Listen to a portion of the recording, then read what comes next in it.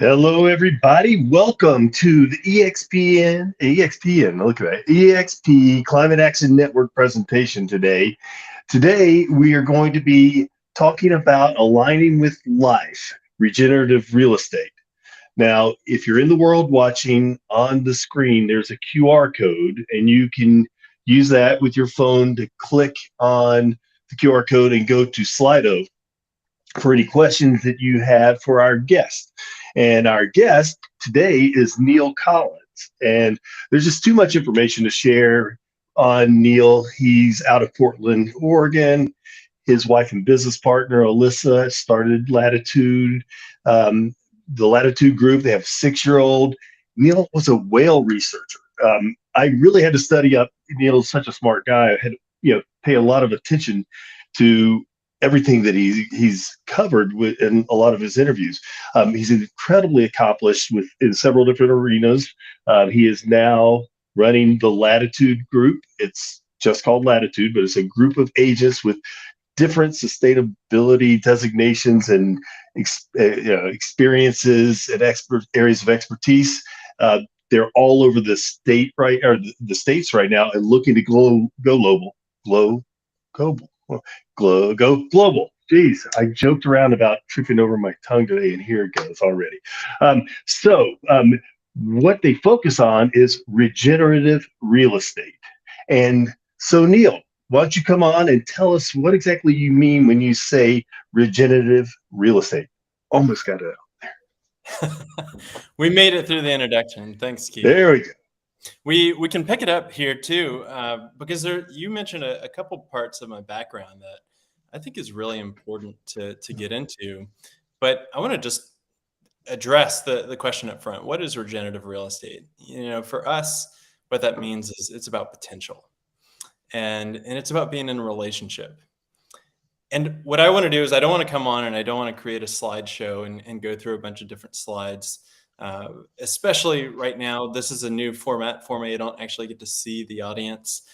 So we don't get to do the normal kind of Q&A. But I get to talk to a lot of real estate professionals from across the country. And I can tell you a lot of people are really looking for purpose in their business and in their life. They're really compelled. They are attracted to real estate, I think, for similar reasons as myself. They're looking for a livelihood.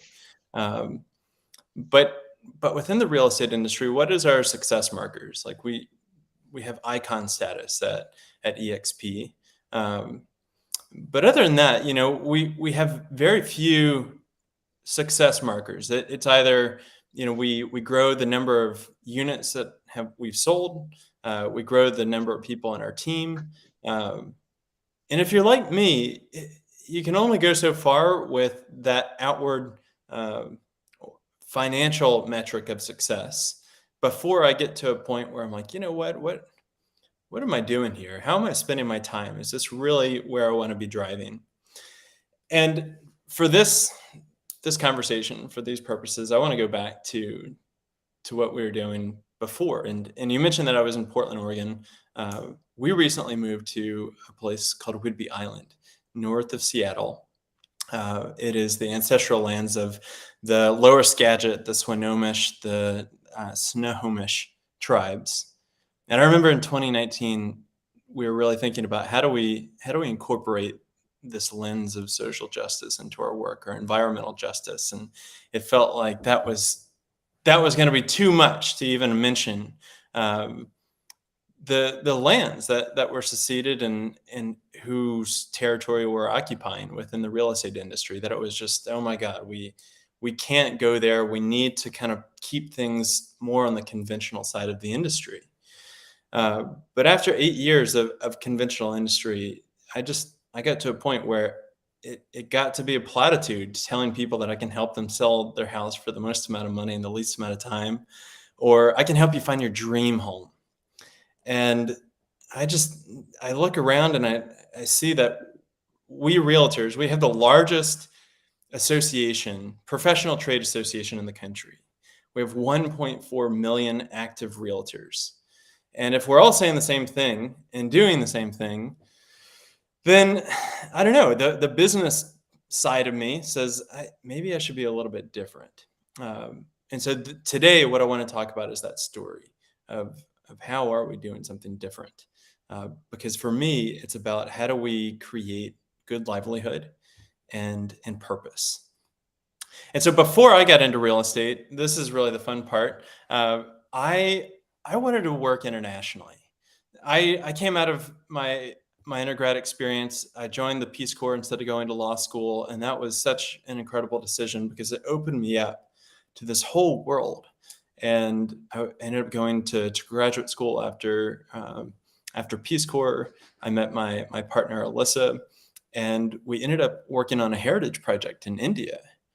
And that's whenever we really started to get introduced into the world of real estate and how community comes together. Because it was there that we started to see architectural practices that date back thousands of years, where they were capturing rainwater and they were holding it in metal cisterns that was disinfecting the water, and they would design towards passive cooling so that you could have a slight breeze come in off the shaded tree-lined streets. And they were orienting their houses so that they could be in community with each other and they could have a multi-generational family compound. And I just thought, wow, this is unbelievable. We're not talking about this at all in the United States. And after that, my wife did her master's thesis on a tree growers cooperative of women. And it was these marginalized women that had never been able to earn money before in their lives, or their mother's lives, or their grandmother's lives. And they started to grow trees for the government, and they started making money for the first time. And they really started on this path of self-reliance. And we started to see what happens to a community whenever marginalized communities actually have a voice and actually have a say and actually have self-determination. And so, okay, seed gets planted. Our work then took us to the Maldives. And I was really big into diving, and I really wanted to figure out how to spend more time in the Maldives. And I pitched a job to a whale shark research organization. And they were doing a lot of really interesting work that I gravitated to. Like, they were using the whale shark as a way to create a marine protected area. And the Maldives being an island nation south of India, highest point I think is about 4 feet, maybe 6 feet above sea level. And they were saying, if we can protect the whale shark, this iconic, the largest fish in the sea, then it does spread towards impacting the community. And that's really where we started to get more on board and hired for how do we promote and enact and promulgate climate change adaptation policies. And you kind of quickly realize whenever you're in an island nation, that there's not much that you can do there to stave off sea level rise. It's a small country. There's 200 inhabited islands of about 2,000 islands in total. Beautiful. I mean, coconut-studded white sand beaches. And these are people that have been living in the middle of the ocean for thousands of years, and are completely at the mercy of other countries and how they live. And you can start to see the ramifications of sea level rise in a place like that, because now what if the coral starts dying off and your fish stocks are going down? Now climate change is presenting a food access and sovereignty issue. What if we start to experience sea level rise? Not what if, like as we are experiencing sea level rise, what do you do with a population of 350,000 people? And their plan B, really plan A, I guess, is to relocate the population to Australia. And they were kind of earmarked land in the middle of Australia where it's almost inhospitable, I guess. Like it's pretty hard to uproot that many people. And so we started to really just chew on this of, oh my goodness, we are living in a place that's impacted by the decisions and the culture and the technology and the consumption of where we're from. And we're over here working for nonprofits, and we would start with a project, a really good idea. And then whenever we would go out to funders and we would pitch the projects, it would start to shift because we had to kind of fit what their buckets were of, okay, they want to fund this kind of program, and oh, we need to do this. And so by the end, whenever we would get the funding, it would be a completely different project. And I just thought to myself, this cannot be the way that business is done. This is a terrible mechanism. And so I got pretty put off by the nonprofit model. I've since come around and can see how it can be used quite effectively. But we went searching for something different, and we saw real estate as this area where money's not an issue. Like money and power is concentrated within the real estate industry, and it really connects everything. It is the unifier. I mean, if we're talking real estate, we're talking land, we're talking houses, we're talking buildings, we're talking parks. It's our urban planning, it's our design, it's our schools. And I started to listen to these podcasts, and they were talking about financial freedom and passive income and real estate investing. And I got to tell you, as like a struggling nonprofit worker, that just set my brain on fire. And it really presented an option that was, could we make money in real estate so that then we can take that money and go do good, go do what we're really passionate about. And so we jumped in, and we thought, Portland, Oregon seemed like a really good place. We had a network of friends there, or a small network of friends. That was a happening town. And so we moved to Portland, and we immersed ourselves in real estate. And I'm sure everybody that's on this call can understand that immersing yourself in real estate isn't hard to do, because it's like drinking from a fire hose. You're having to learn a whole new language. You're having to learn the mechanics of how it's done. We dove into the investing side and really started to hone our acquisition and negotiation and finance skills. We already had a background in how to fundraise for projects. And we found that real estate was a lot easier to fundraise for, because you actually have an instrument. Instead of saying, can we have some money and you're not going to get it back? In the nonprofit world, it was, can we have some money and we're going to secure your funds against a real piece of property that if we don't pay you and we default, you can actually get the property, or we can go into foreclosure. And not just that, like, we're going to give you your money back plus some more. So I found that pretty revolutionary at the time. And we didn't have a lot of good examples out there, I would say. I mean, we had a lot of amazing mentors that taught us the ropes, and we started to build. And we were building out the real estate company that we thought was the way to do it. And so we started to buy some small multifamily complexes of buying from sellers that had a tax equity capital gains issue. And so we would buy it on seller financing, we would fix it up, then we'd rent them out. And once you follow that entrepreneurial dogma of like, you need to start outsourcing, you need to grow your team. We started to take on employees. And if you take on employees, your expenses rise. And so you need to figure out how to go get more revenue. And so we naively took up property management, not realizing that property management is probably the hardest area of real estate that we've come to encounter. I mean, recurring revenue and rents due on the first of the month is a misnomer. It is a bear. It is a system, and you're dealing with people, and you're dealing with policy. And I mean, we don't have to get into that. I'll pick it up in a little bit. But then with those clients, the property management clients, we started to represent them in buying and selling real estate, because they were saying, look, I've owned this property. I need to sell it and move on and do something else. Or I need to 1031 exchange into another property. Can you help me sell this rental property and go buy another one? And that's a pretty good business model right there once you throw in sales. But we started to do that for, I'd say, 7 years. And we built our own independent brokerage. We had this other property management company. We had about 17 agents that was with us at the time. And there was 2 life events that was particularly catalytic, and they're both actually pretty hard to talk about, but it's integral to our story.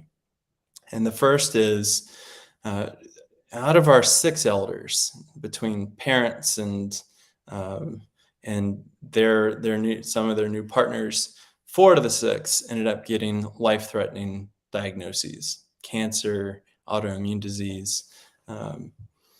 And as new parents, whenever your elders start, your healthy parents in their 60s start getting these diagnoses, you get pretty rattled. And we had a baby at the time. I'm living in our attic, where my wife and our newborn is downstairs so that they can sleep. And I'm just kind of going crazy managing the ship.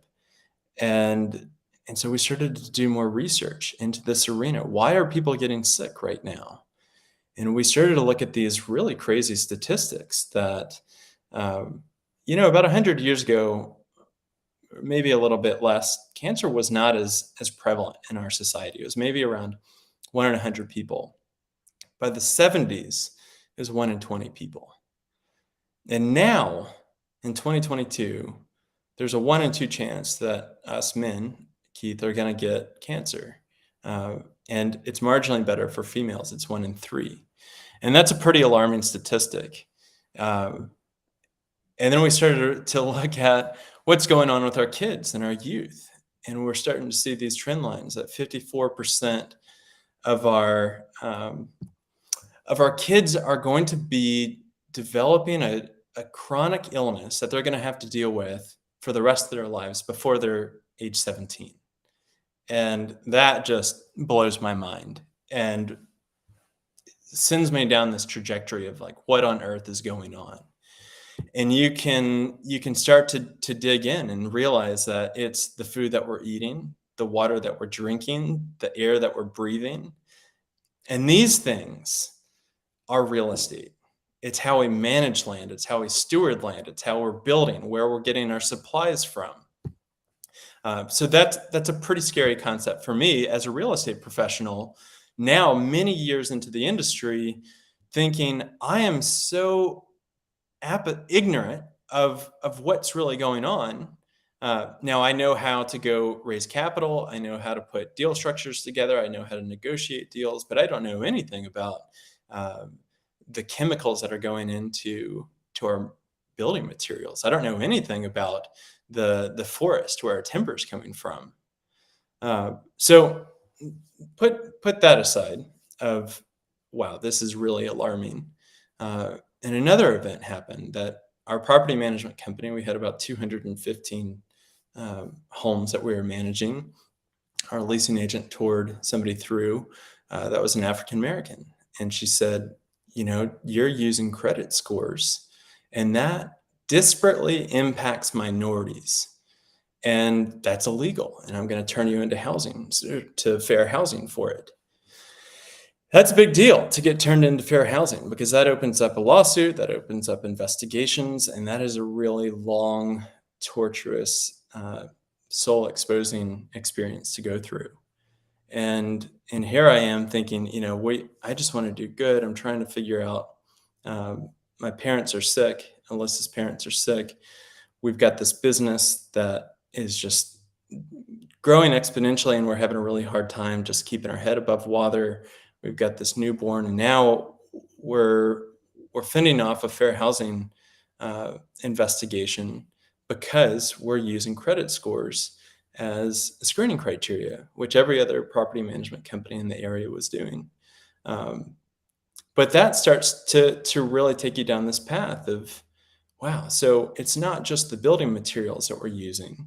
It's not just the energy that we're consuming or the source of the energy, but land and real estate has been an instrument for segregation and separation and essentially every ill that we can think of, where we have really raped and pillaged our earth. We have marginalized people. We've committed genocide for it. And we're over here as real estate professionals talking about how real estate is the number one wealth creating vehicle that we know of in the US. Well, yeah, it can be, but it can also be used as an instrument of oppression. And so whenever we came to this point in 2019, we had to throw in the brakes, and we said, you know what we have built is no longer representative of our values. And how do we stay in integrity with our values and continue in the real estate industry? Because I see the real estate industry as having so much potential to affect change, because we know how to transfer land. We know how to allocate capital and to raise capital. We can find the people that know how to steward land. We know that this is no longer a technological issue, that there is technology out there that we can infuse into our construction practices and our design practices to make this a more equitable, a more sustainable industry. And so if you do a bunch of research about sustainability in real estate, especially circa 2019, you come up with energy efficiency. And wow, I got a little mosquito flying around, sorry. You come up with energy efficiency, you come up with heat pumps and solar panels and electric vehicles, electrification, everything. And that's great. I mean, I think that is certainly a necessary part of the solution, is to adopt this sustainable technology. But I'm over here listening to the research about cancer treatments, and they're saying, if you have the best medicine and the best food, but you go through that experience in isolation, that you are going to be worse off than if you were to eat McDonald's every day and do it in community. And I want you to think about that. Like, what does doing it in community look like? This is not something that is promoted within our culture. Like, our culture promotes individualism and pulling ourselves up by the bootstraps, not getting into community and getting in relationship. And so we started to go down this community path. What does community look like within the real estate space? Well, community looks like a lot of different things, I can tell you. Community looks like equity, and it looks like access, and it looks like design, and it looks like creating conditions in which we're not activating cars and concrete, but we are activating the spontaneous interactions between neighbors. That's what I'm really gravitating towards within the development arena, is like, how do we develop properties and projects so that it encourages those kinds of cohesive community bonds? And then we kept going, and we said, okay, well, if it's not just about solar panels and it's about community, what else is it? Well, it's about health and wellness. Our spaces should promote healthy, vibrant, and thriving spaces. And that is actually within the first two sentences of the NAR preamble for our code of ethics that we all are a part of, it talks about our livelihood should be going to create healthy environments. Well, that's not showing up in the real estate industry. It wasn't then, and it's starting to emerge. Thank goodness. But we started to see that more on the design side or on the engineering side, and definitely not on the transaction side. I'm also a pretty big garden enthusiast. I'm in awe of what the green thumb that my partner Alissa has, and we started to think, this is also about ecology. We're over here watching permaculture videos and going to amazing demonstration sites about how people are transforming their monocultured yards that across the country we're using trillions, with a T, trillions of gallons of water every single year to water our grass. Well, that's a lot of water. And it doesn't really go towards anything. It doesn't help pollinators. It certainly doesn't help wastewater runoff, because now we have a bunch of chemicals that are going in it to make our lawns greener or to kill off the dandelions. So we kind of put ecology into kind of what we thought was what's that next level beyond sustainability. And so we're at health and wellness, ecology, community, and then we really started to come upon, sustainability has got to be in there. So we're going to include that as well. But you start to realize that there is a spirit to this. And coming out of the environmental world that I was in, environmentalists are funny because they say that we need to save the planet.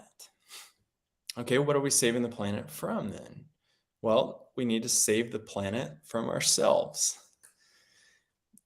And if you take that one step further, an environmentalist will tell you that the planet is going to be just fine without us. Once we're gone, if we eradicate ourselves from the face of the planet, it's going to be just fine. Well, that's pretty bleak doom and gloom narrative. And that is a story that I think gets told of apocalypse in Hollywood. It gets told in books. But there's no stories of apocalypses. And there's no understanding that, for hundreds of thousands of years that Homo sapiens have been around, we've actually lived in reciprocity with our places. That we are not just separate of nature, that we are part of nature.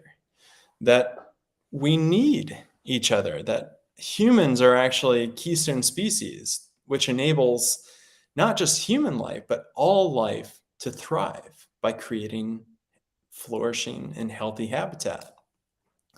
And we see this from the lands of North America and around the world of how indigenous societies formed a relationship with their places that encouraged more life to thrive. And that abundance, in turn, sustained large populations. And so for me, there's a deeper spirit to all this. And it's much deeper than a technological solution. And maybe we can talk about the spirit of home, or creating spaces in which we can gather our family and our loved ones, and where we are meant to be nourished and protected, to rest and to grow. That to me is the spirit of place. And so this is where we started to realize that we're not talking about sustainability anymore. We are talking about regeneration. And we are just coming into a lineage of people that have been talking about how do we regenerate our planet. And we started to see the linkages between real estate, that this is exactly in our arena, that it is not just about regenerative design, which has this moniker, this meme that sustainability is about doing less bad and regeneration is about doing good. No, I think that's an easy meme for us to understand because we're so attuned towards good versus evil.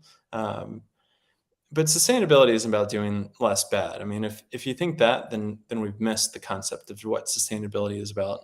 And And if regeneration is about doing good, well, whose good is it? Because that's really subjective. And the way I like to think of it, and we've got a son in the Waldorf school, and I just get so much inspiration out of that. That pedagogy really believes that our job as parents and elders of children is to nurture the essence and the potential of a child's soul to become what they are meant to be. And that's the same process that we can bring clients and projects and land down of. We know that there are certain elements that create amazing life-giving, so we can align towards life-giving principles, and we can infuse it with sustainable technologies. But at the end of the day, our job is to figure out what somebody's vision is and how we can do that in a way that doesn't diminish or degrade life, but in fact encourages life to thrive. And so that has become the basis of our real estate practice. And the fun part is that this whole time we had to take down our team and pretty much dismantle our independent brokerage. eXp came along. It seemed like an amazing way to transfer to what we saw as the most innovative brokerage out there at the time. I mean, I was kind of done with bricks and mortar. I was done with the liability and having to manage paperwork and all that. And so we joined eXp, and we started to put out this message of what is regenerative real estate. And I think it makes amazing business sense personally, where I don't want to be better than another real estate professional. I want to be different. And this goes back to the 1.4 million realtors that are in the country. I want to have a different message, and I don't want to work with the same set of clients that I was working with before. I mean, I got so burnt out doing investment real estate and going into the same multifamily apartment complex in Portland, Oregon, that was built by the same developer in the 1970s, that it became a bit of a chore. And I said, how do I transition my client base? How do I go find the people that I want to work with that have a similar value set? Who are those people that want to live in reciprocity with their places, that they know that they need a home, but they also know that they want to transform their home so that it isn't creating these negative consequences.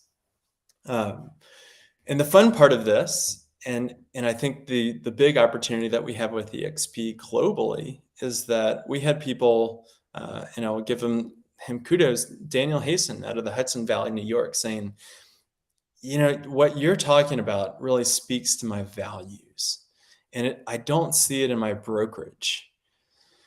And it's a great local brokerage, and I really admire the mentorship that I'm getting there. But like, this speaks to me in a different way than just let's go sell more houses or let's grow our teams to be bigger.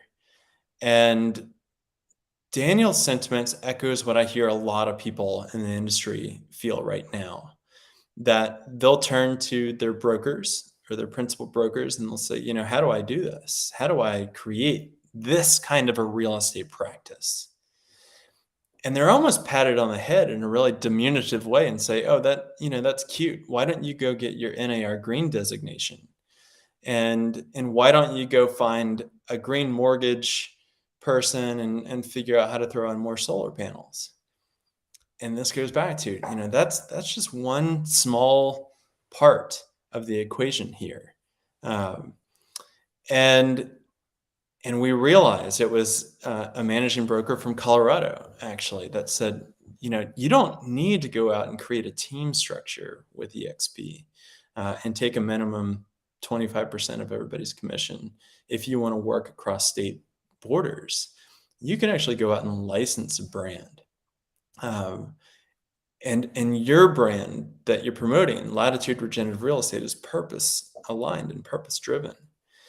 And that was the biggest light bulb for us to realize that we didn't have to appeal to anybody and everybody, that we really just needed to appeal to those buyers and sellers of real estate that had a similar value set to ours.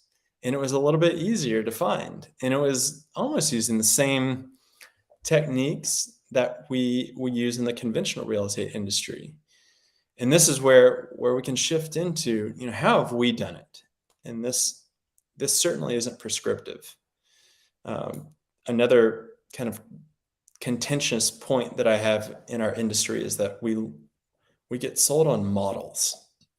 And I don't think models work everywhere. It's like real estate, it's highly contextualized. That real estate where I am on this island is very different from real estate in Denver, which is different um, from New York. And so I don't need somebody else's model, but I do need a framework.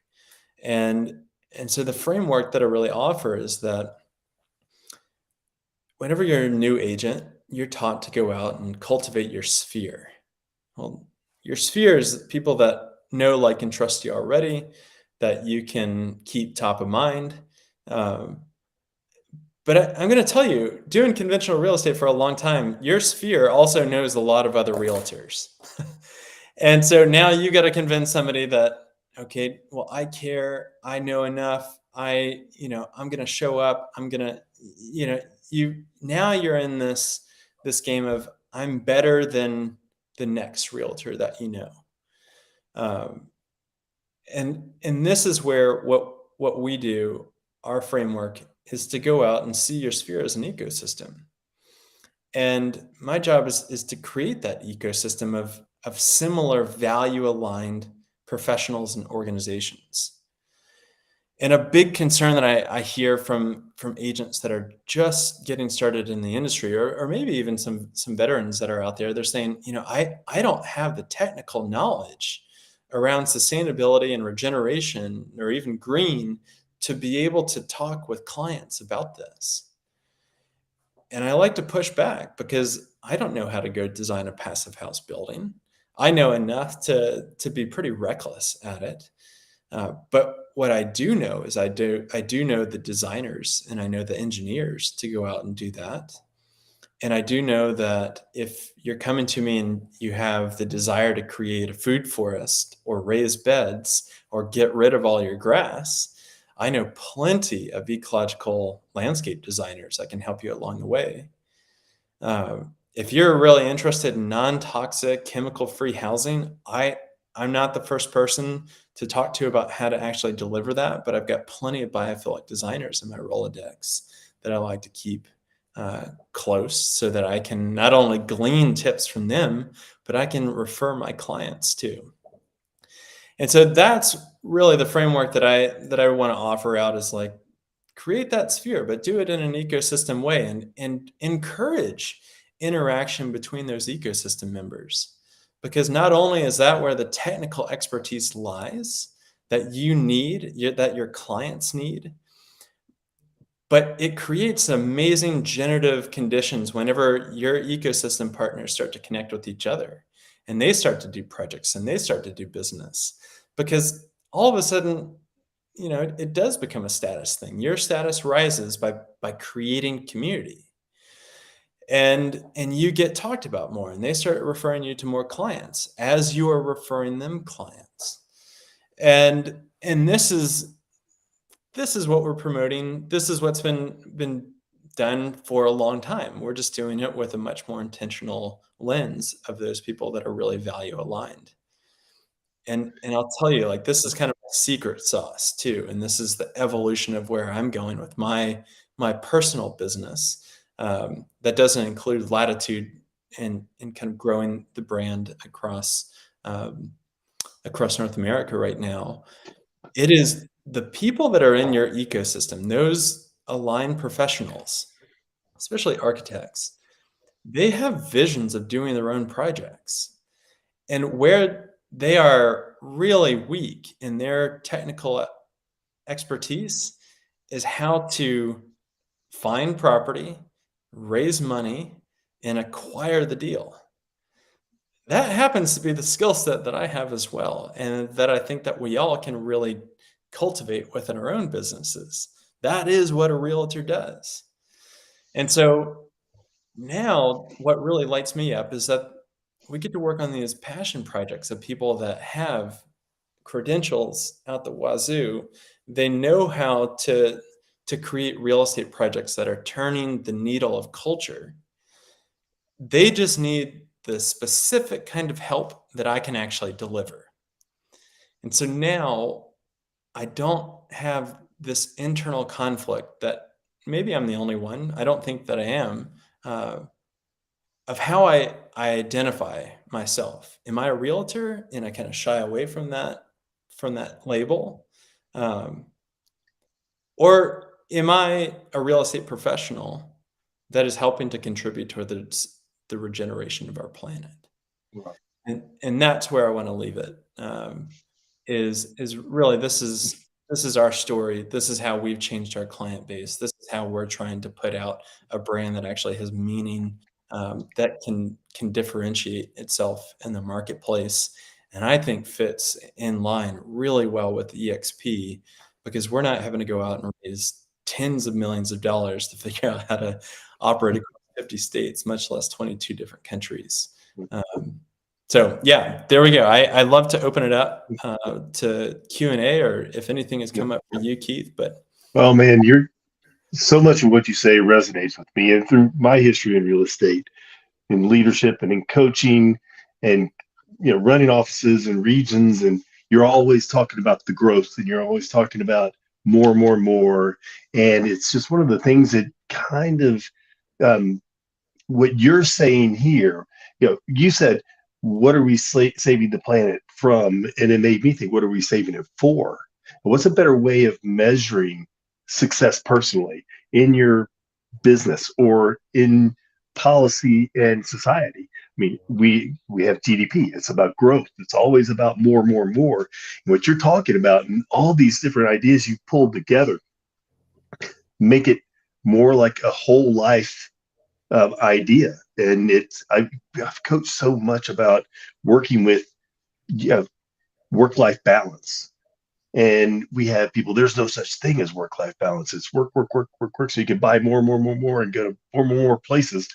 But I love the messages you're saying with all of these different aspects of sustainability, and the regenerative aspect of it is pulling a lot of stuff together for me. And I've been around for a long time doing this.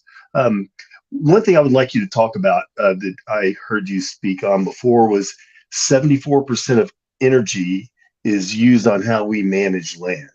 So really, our industry impacts 74% of the energy used in the world. yeah, that is an amazing statistic. And so you can look at the built environment, right? Just our buildings and the envelopes and the energy that it takes to power those. That's 39% of our energy consumed comes from buildings. That's a pretty big whopping number right there. But then if you expand out real estate to also include land and how we're managing that in the agriculture sector, which I think is like, if we don't start putting together agriculture and real estate as the same industry, then we're in real trouble, just because we're poisoning ourselves with every spoonful. You look at the energy requirements that it takes to feed our population in the world, and you throw in another, like, that will get you to the 74% of the energy that we are consuming comes from the real estate sector. And so I think this is really where, we do have to come up with those technological solutions, but we can also look and see what are the ways in which we can transform our relationship with real estate, not as owners. Like so much of our relationship, it goes back to that duality that we fall back on in our culture between good and bad. We only know real estate as owners versus tenants, but we're missing a third category, which is stewards. So how do we create the conditions so that we shift it from ownership to stewardship mentality? Because we're only owners for a pretty short blip in time. Even if it's a house, maybe we've got 30 years on us of ownership there. But whenever it comes to a house or a field or an ecosystem, we're having to do the same things. How do we leave it more productive and healthier than we got it? This is why I love biodynamic wine. And if you're not familiar with biodynamic wine, this is an amazing emergent but ancient. I guess not ancient. It's probably been around since the early 1900s with Rudolf Steiner. Biodynamic wine has all these different practices, and you create um, compost teas, and it has to do with astrology, and like you're kind of stirring the compost tea to the right for an hour, and then you take a break and stir it to the left, and you make sure that you're doing it at a certain time of the year. And it's not to create a better kind of wine. It is to create a healthier ecosystem overall. And we know that if we can become stewards, not only can we springboard to biodiversity, and we're in a pretty severe nosedive on all living species on this planet, but we can reconnect the hydrological cycle. We can use less energy inputs to go into it. We can employ more people. We can create more nutritious food.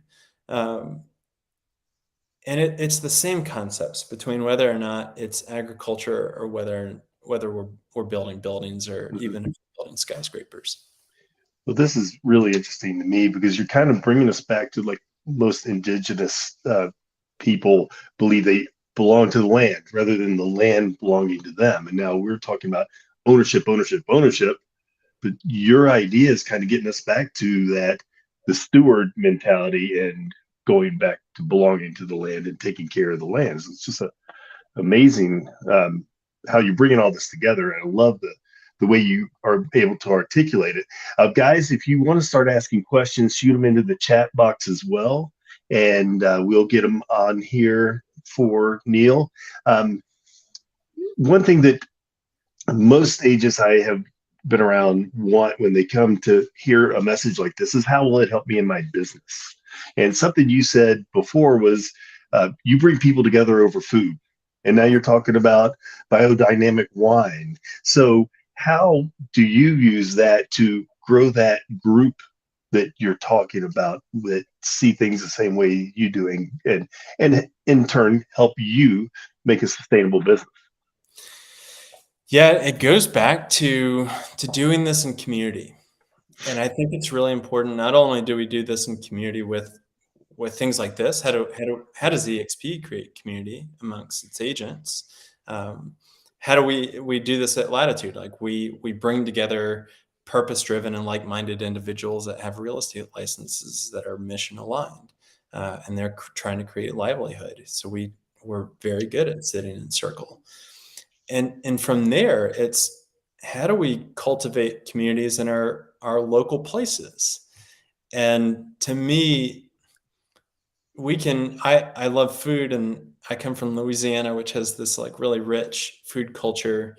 Um, and I've been around a lot of agriculture too, starting in Peace Corps, which I was a rural business advisor working with farmers in Eastern Europe. And I came to realize, you can travel the world, and the biggest unifying thing outside of children, another secret weapon in this business, is food. And once you can start to realize that, hey, if we can break bread together, then we can really get to know each other. And I really, we held a dinner, I remember in 2019, and we wanted to tell our community that we're going to stop practicing conventional real estate, and we're going to start practicing more sustainable real estate. And we didn't know what that looked like, but we felt quite compelled to it, and we really wanted to go out and feature local chefs and local agriculture. And we had this mantra that a sustainable future is a flavorful future.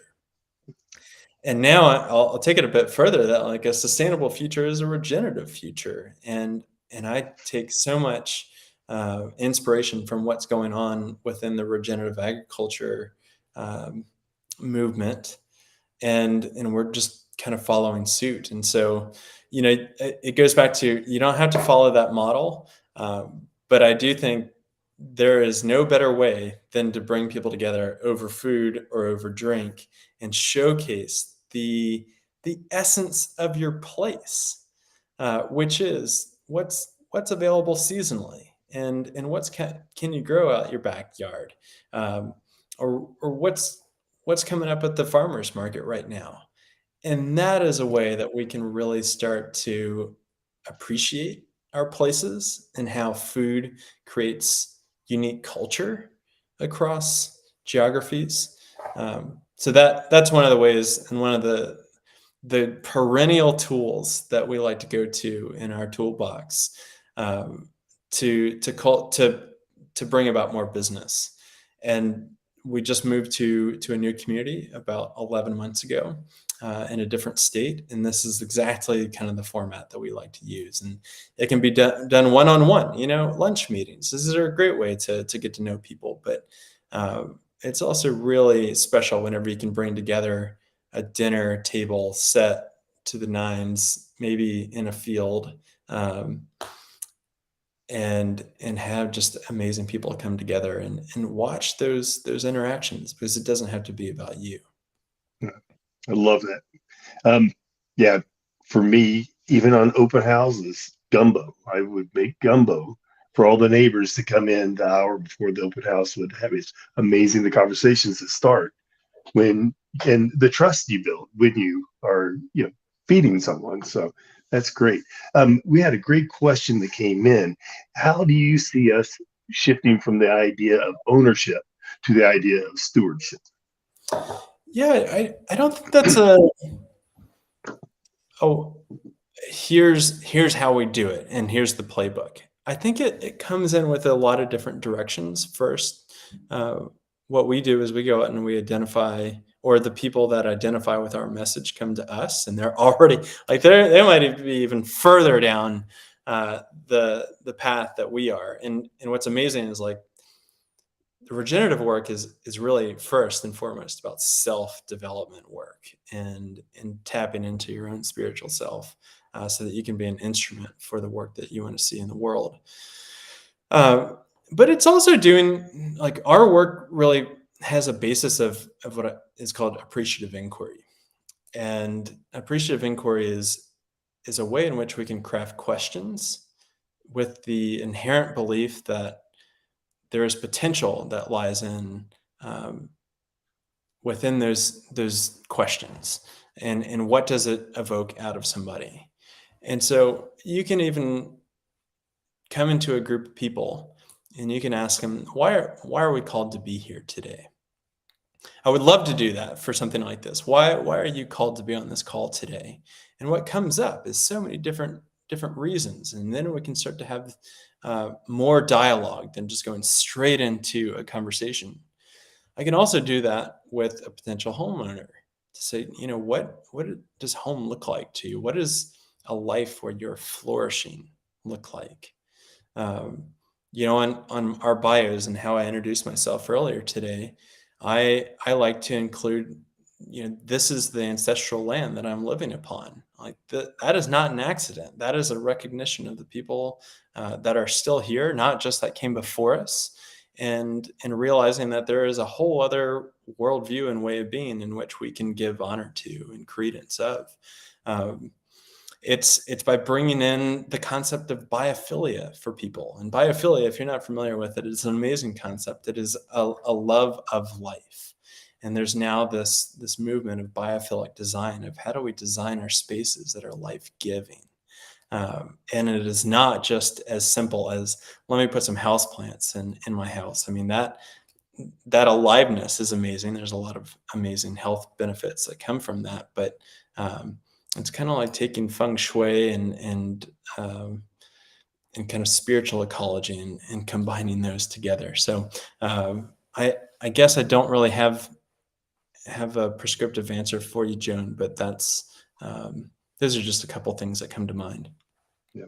And Alex from British Columbia is, you see his question, how do we find service providers with values that align with our own and with our clients? Yeah, that's a great question, because we see this in different parts of the country, that they're certainly more inclined towards having a robust ecosystem already in place. I mean, I came from Portland, Oregon, where, Portlandia certainly highlighted a lot of the progressive culture that exists, and you'll find that there is a lot of green designers and builders and landscape designers already.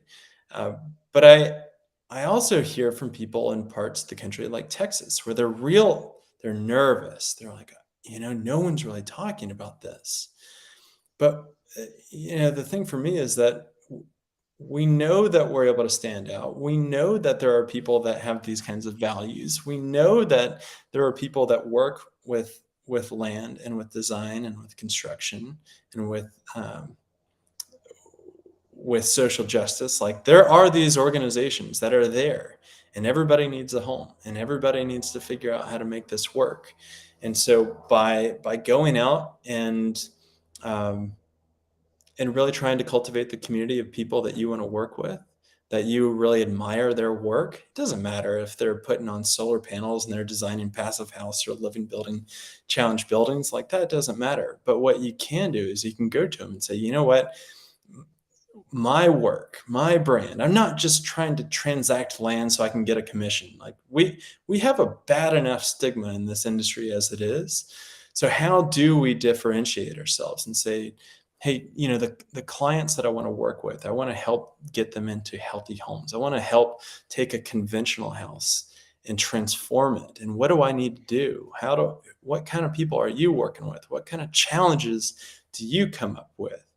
Because the architects, they've been talking about this for a long time and they're really frustrated. But they're also really admiring the fact that here's a realtor that's coming to them saying, I see the future that you've been talking about, and I want to help.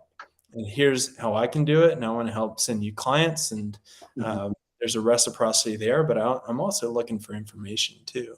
So that's how we do it. And like I said, it's not just the green side of things. I think the social justice side of things as well is how do we use the concentration of power and money within our industry to support social justice causes. I'll give our agent out of Portland, Oregon, Nathan Reimer, a huge shout out, where he is a white male. He owns real estate, and he has done a lot of internal work and said, you know what? My commissions, I'm going to go out and I'm going to donate a percentage of my commission to the local social justice group that helps enable homeownership for BIPOC people in the Portland metro area. And I think it's examples like that just like really light up my heart and show that like we can work through our own identities and our own baggage of how we're operating in this world, but also form alliances so that we can live in integrity with our profession, with ourselves. Well, we have time for one more question, and I think this was a great one. What change do you envision in real estate that would accelerate adoption of these sustainable and regenerative ideas for the real estate profession? Oh man, that's a great question. One, I think it's helpful for people to identify why their story matters. What is your regenerative story? Like, what lights you up, or what are the dots that you can connect of your life experiences to enable you to want to align yourself towards creating meaning within your profession. Helping other people realize that they can be a part of a life-giving process is also really important, and doing that, encouraging that kind of inner work. But more on the hard side of the industry, so many amazing projects come our way, from like eco villages to demonstration sites to, you name it, like we get it. Um, Most people have a really hard time of taking an idea and then creating reality, because the idea dries on the vine and withers because they can't figure out how to bring the capital to it.